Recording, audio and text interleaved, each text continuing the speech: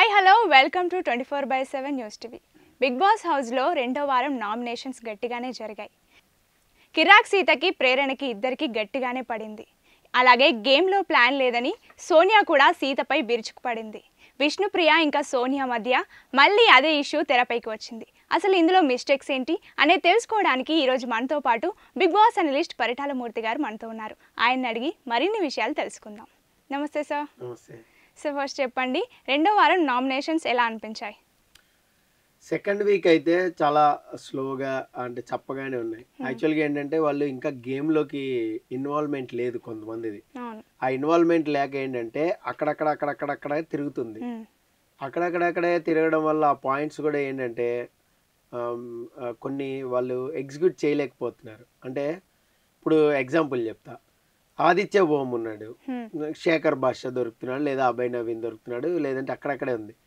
ఎప్పుడైతే enter the పాయింట్లోకి వస్తారు అంటే ఇప్పుడు మనం ఇప్పుడు చూసినట్లయితే ఎగ్జాంపుల్ చెప్తా, ఆదిత్య ఓం చూడండి అక్కడక్కడే తిరుగుతున్నాడు, శేఖర్ భాష దొరుకుతున్నాడు, లేదంటే అభయ్ నవీన్ దొరుకుతున్నాడు, లేదంటే మహా అంటే నబీల్ వరకు రాగలుగుతున్నాడు. కానీ సో వేరెవర్ యాక్షన్ ఎక్కడైతే ఉందో అంటే సినారియోస్, ఇప్పుడు విష్ణుప్రియ అండ్ సోనియా మధ్యలో ఒక ఇష్యూ జరిగింది.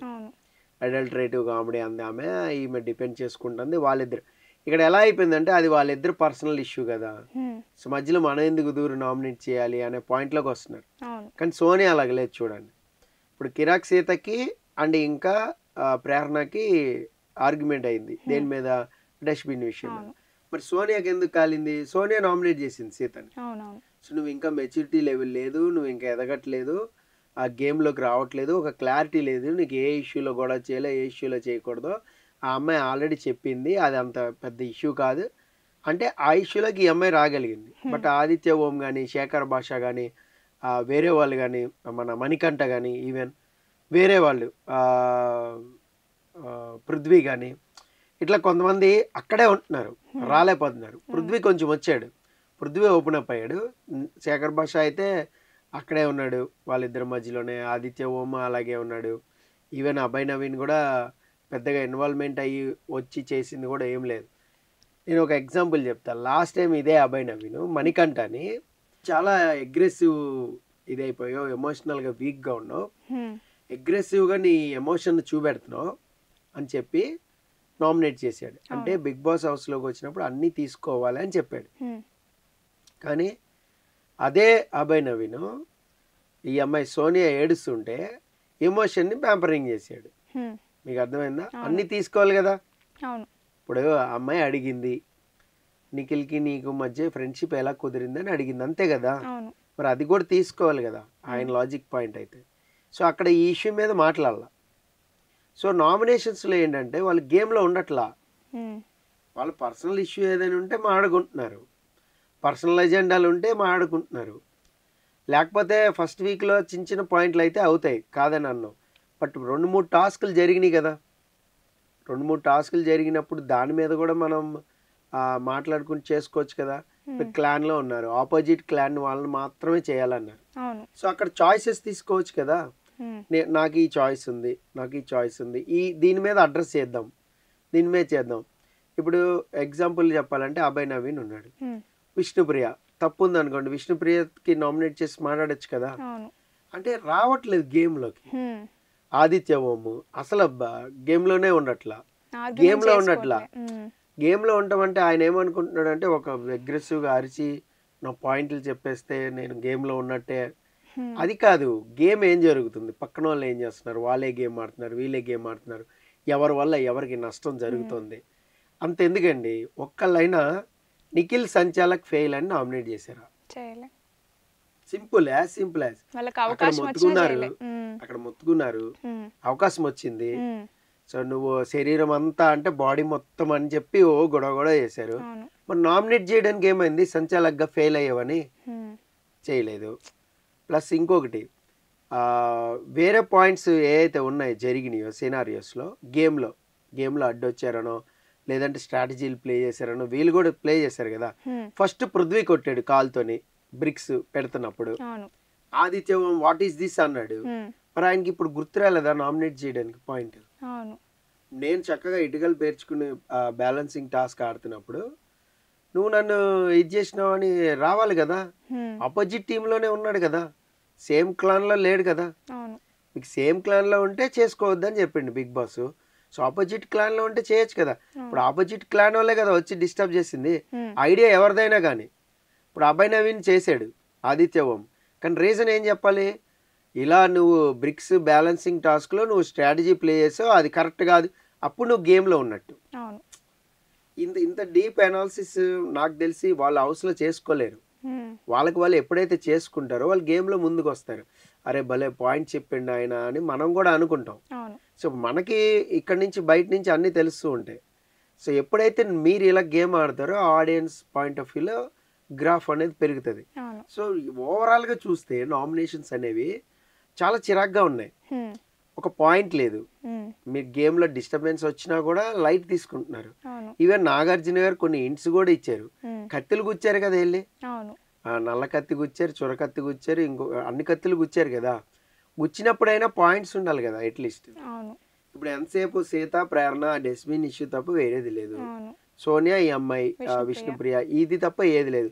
అది వాళ్ళకి వాళ్ళు నామినేట్ చేసుకుంటారని తెలుసు. ఇంకా సోనియా కొద్దిగా మెచ్యూరిటీగా తను చేయలే విష్ణుప్రియని, మళ్ళీ ఎందుకు రప్చర్ చేసుకోవడం అని. బట్ విష్ణు వదల్లా, చేసేసింది. అలాగే విష్ణు లాస్ట్ టైం మణికంఠ చెప్పింది కూడా బ్రెయిన్లో ఉంది, హర్ట్ అయింది, అది కూడా చేసేసింది. సో తనకి పాయింట్స్ ఉన్నాయి, పర్ఫెక్ట్గానే ఉంది. సో నేను మిగతా వాళ్ళ సంగతి ఏంటంటే గేమ్లోకి ఉండట్లేదు. గేమ్లోకి ఉంటే ఇప్పుడు నేను చెప్పిన పాయింట్స్ ఏవైతే ఉన్నాయో అవి డెఫినెట్గా వాళ్ళు ఎనలైజ్ చేసుకోవాలి. ఎనలైజ్ చేసుకున్నప్పుడు వాళ్ళ గేమ్ ఏం ఆడుతున్నాం, మనకి ఎక్కడ ఎవరు అడ్డొస్తున్నారు, దాన్ని బట్టి ఆ పాయింట్స్ లాగి నామినేట్ చేయగలుగుతారు. సో ఈ నామినేషన్స్ అనేవి చూస్తే చాలా సింపుల్గా క్వైట్గా ఏదో చెయ్యాలి కాబట్టి తప్పదు కాబట్టి చేసినట్టు. నిఖిల్ చూడండి, ఇంకా టెలికాస్ట్ కాలేదు, లైవ్లో అయిపోయింది. నిఖిల్ ఏమంటాడంటే నా దగ్గర పాయింట్స్ లేవు బిగ్ బాస్, నేను అసలు ఎవరిని చేయాలో కూడా నాకు తెలియట్లా, నా దగ్గర పాయింట్సే లేవంట. నీకు కత్తికొచ్చిన వాళ్ళు ఉన్నారు కదా, ఆపోజిట్ క్లాన్ వాళ్ళు ఉన్నారు కదా, ఆ పాయింట్ ఆయన తీసుకోవచ్చు కదా. తీసుకోక పృథ్వీని తీసుకున్నాడు, ఏదో రీజన్ చెప్పాడు, పృథ్వీ ఎదురు తిరిగాడు. ఇక నామినేషన్లోనే నీకు క్లారిటీ లేదన్నాడు పృథ్వీ. సో అక్కడ నిఖిల్ గ్రాఫ్ ఏమవుతుంది, డౌన్ అయిపోతా ఉంది. ఇప్పుడు ఆయన సంచాలక్గా ఉన్నాడు. సంచాలక్గా ఉన్నప్పుడు ఆపోజిట్ క్లాన్స్లో ఎవరు మిస్టేక్ ఆడారో అది చెప్పొచ్చు కదా పాయింట్. ఇప్పుడు ఏమనాలి, నువ్వు ఫౌల్ గేమ్ ఆడావు పృథ్వీ, నేను సంచాలక్గా ఉన్నప్పుడు నువ్వు ఫౌల్ గేమ్ ఆడటం కరెక్ట్ కాదు. ఈ పాయింట్ మీద పృథ్వీని చేసుకున్నాడు అనుకోండి, గ్రాఫ్ పెరిగిద్ది. పాయింటే లేదంటే బుర్ర ఉండాలి కదా ఆలోచించడానికి, అందుకే బుర్ర లేని నామినేషన్స్. బుర్ర ఎక్కడో బేరే వాళ్ళు పెట్టేసి వచ్చారు అందరూ. ఇప్పుడు విష్ణుప్రియ సోనియాని కావాలని ఇరిటేట్ చేస్తోందా?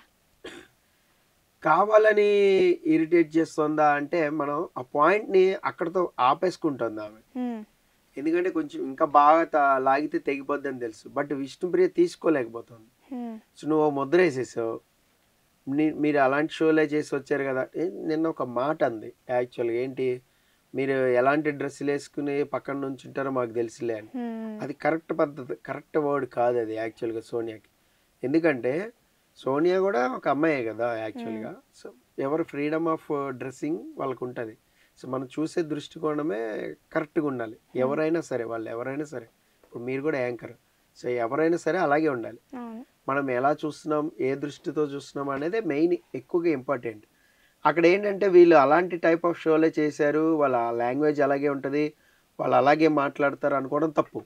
నిన్న సీతతో కూడా ఇదే ఆర్గ్యుమెంట్ అయింది సోనియాకి. ఎందుకంటే సోనియా ఎప్పటికప్పుడు ఏం చేస్తుందంటే ఒక ముద్ర వేసేయాలని చూస్తుంది. ఇది కంప్లీట్గా మై పర్సెప్షన్, నా పర్సెప్షన్ చెప్తున్నా. సోనియా ఏం చేస్తుందంటే ఒక ముద్ర వేయడానికనే ట్రై చేస్తుంది. ఏంటంటే ఫస్ట్ నుంచి కూడా ఫస్ట్లో నిఖిల్తోని ఒక ఆర్గ్యుమెంట్ అనేది పెట్టుకుంది. ఏంటి, నువ్వు ఫేవరెటిజం చూపిస్తున్నావు, నువ్వు కావాలనే యష్మిని చీఫ్ని చేసుకుంటానికి నీ పాత్ర ఉంది, అలాగే కావాలనే ప్రేరణని ఏది నామినేషన్స్ అప్పుడు సేవ్ చేశారు యష్మి కానీ నువ్వు కానీ. ఇది బయటికి తెచ్చి ఆడియన్స్కి తెలియజెప్పే ప్రయత్నం అయితే ఖచ్చితంగా చేస్తుంది. ఇంకొక విషయం ఏంటంటే ఇప్పుడు విష్ణుప్రియ కానీ సీత కానీ మనకి ఏ షోస్ చేసి వచ్చారు అనేది ఆడియన్స్ నో.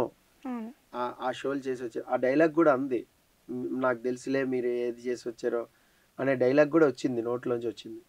అలాగే డ్రెస్సింగ్ సెన్స్ గురించి వచ్చింది.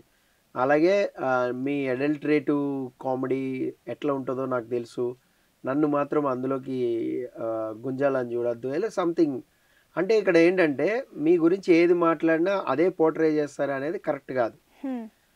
నీ బుద్ధులు అలా ఉన్నాయి కాబట్టి నీకు అలాగ అనిపిస్తుంది, పచ్చకామరులకి అందరికి పచ్చగానే కనబడుతుంది అనే విష్ణుప్రియ అక్కడ అటాకింగే చేసింది. అయితే ఇది ఏంటంటే జడ్జిమెంట్ అనేది ఇవ్వాలి యాక్చువల్గా. అక్కడ జడ్జిమెంట్ అనేది నాగార్జున గారు ఇవ్వకపోతే నాగార్జున సరే చెప్పారని తను డిసైడ్ అయిపోయింది సోనియా. నాగార్జున గారే చెప్పారు కదా ఎవరిది ఏంటి అనేది.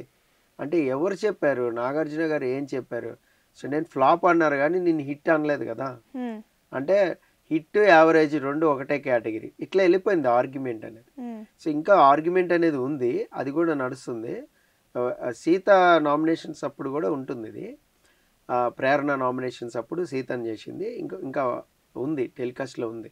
సో కావాలని టార్గెట్ చేస్తుందా అని అయితే మనం చెప్పలేము. అయితే ఒక ముద్ర అంటారు కదా, అది వేయడానికి అయితే ట్రై చేస్తారు. ఇట్స్ ఎ గేమ్ ప్లాన్ అది. ఇప్పుడు మీరు ఒక రకంగా మీ పర్సనాలిటీని డిస్క్రైబ్ చేయాలన్నా, లేదంటే మీ క్యారెక్టర్ని డిస్క్రైబ్ చేయాలన్నా, లేదంటే మీరు ఎలాంటి షోలు చేసి వచ్చారనేది నేను డిస్క్రైబ్ చేయాలన్నా కూడా దీన్ని నేను ఎనలైజ్ చేసుకుంటా, బ్రెయిన్లో ఎనలైజ్ చేసుకుంటూ మీరు ఇలాంటి వాళ్ళు, లేదంటే మీరు మాట్లాడే మాటలు ఇలాంటివి అని చెప్తే అయిపోద్ది. అక్కడ ఏంటి, విష్ణుప్రియ గుచ్చి అడిగింది, ఎవరు చెప్పు, అదర్స్తో మాట్లాడుతున్నాను కదా, బిలాంగ్ టు అదర్స్ అన్నావు కదా, వాళ్ళు ఎవరో చెప్పండి. అది చెప్పట్లా. సరే నేనేం తప్పు మాట్లాడిన వర్డ్ చెప్పు అంటుంది, అది చెప్పట్లా. బట్ నువ్వు అదే అని చెప్తుంది. అర్థమవుతుంది కదా. ఇక్కడ వీళ్ళిద్దరు కూడా ఎంత కంట్రోలింగ్ గా మాట్లాడారంటే, నేను నామినేషన్స్ చూస్తే నేను కిరాక్ సీత కానీ విష్ణుప్రియ కానీ వాళ్ళు చాలా కంట్రోలింగ్, అంటే చాలా స్టెబిలిటీగా మాట్లాడారు. ఒక్కొక్క మాట ఆచితూచి బ్యాలెన్సింగ్ చేయడం అంటారు. సో మామూలుగా అయితే ఫ్లోలో చాలా వచ్చేస్తాయి, వాళ్ళు చేసిన ఇది కానీ అది కానీ, పంచులు కానీ అవి కానీ. కౌంటర్లు ఎలా ఉంటాయి తెలుసుగా మనకి, కౌంటర్లో ఆటో పంచులు అన్నీ వచ్చేస్తాయి. కానీ అదంతా తగ్గించుకుంటూ చాలా డిప్లొమాటిక్గా మాట్లాడారు. ఇటు సీత ప్రేరణతో మాట్లాడడం కానీ, ఇటు విష్ణుప్రియ సోనియాని ఇది చేయడం కానీ, అటాక్ చేయడం కానీ చాలా బ్యాలెన్స్గా మాట్లాడారు. ఇంకా పూర్తిగా మారిపోతే అది వేరే ఉంటుంది కథ. అంటే పూర్తిగా మారిన చంద్రముఖి అంటారు కదా, అలాగ వచ్చిందంటే మాత్రం అది వేరేలాగా మాట్లాడి ఉండేదేమో విష్ణుప్రియ. బట్ బ్యాలెన్స్గా అయితే మాట్లాడింది. ఈ ఇష్యూలో జడ్జిమెంట్ అనేది ఇవ్వలేదు కాబట్టి నాగార్జున గారు ఈ నామినేషన్స్ వచ్చాయి. ఇది ఇలాగే కంటిన్యూ అయితే థర్డ్ వీక్ ఇదే ఇష్యూ ఉంటుంది, ఫోర్త్ వీక్ కూడా ఇదే ఇష్యూ ఉంటుంది. ఒకవేళ ఇష్యూ లేకపోయినా గేమ్లో టాస్క్లో అడ్డొస్తే మాత్రం ఖచ్చితంగా టఫ్ ఫైట్ అనేది అయితే